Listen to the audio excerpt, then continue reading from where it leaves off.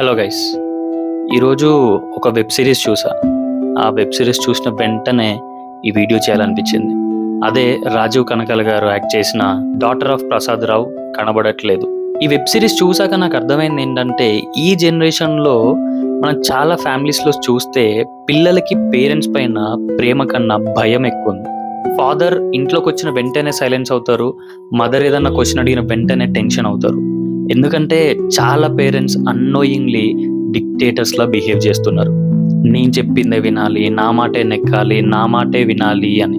కానీ ఇక్కడ ఎంతమంది పేరెంట్స్ ఆలోచించారు? భయంతో పెంచిన పిల్లలు స్ట్రాంగ్ అవుతారా లేదా లోన్లీగా ఫీల్ అవుతారా? చిన్నప్పుడు పిల్లలు కింద పడితే అమ్మ అంటారు, ఎందుకంటే అక్కడ పేరెంట్స్ అంటే సేఫ్టీ. కానీ అదే పిల్లోడు పెద్దయ్యాక ఏదైనా ప్రాబ్లం వస్తే పేరెంట్స్కి కాకుండా ఫ్రెండ్స్కి కాల్ చేస్తున్నాడు.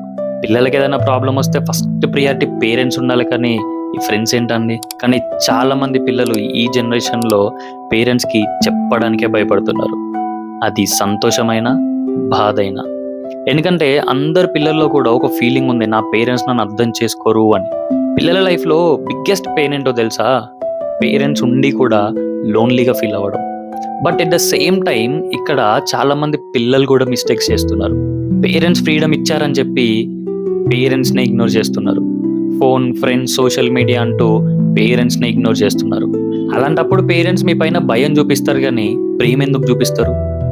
వాళ్ళు భయం చూపెట్టేది కూడా పిల్లలు బాగుండాలనే.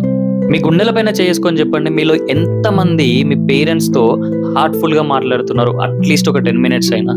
నాకు మెసేజ్ ఇచ్చేంత ఏజ్ లేకపోవచ్చు, but I want to tell one thing to all the parents out there.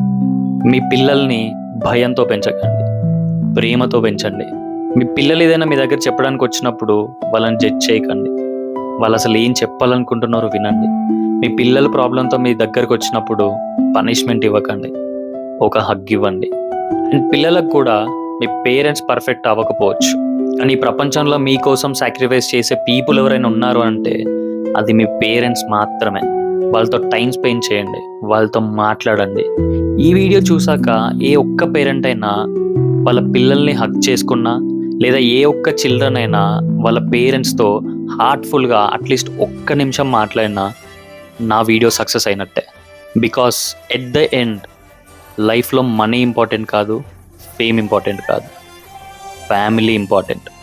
Family మాత్రమే ఇంపార్టెంట్.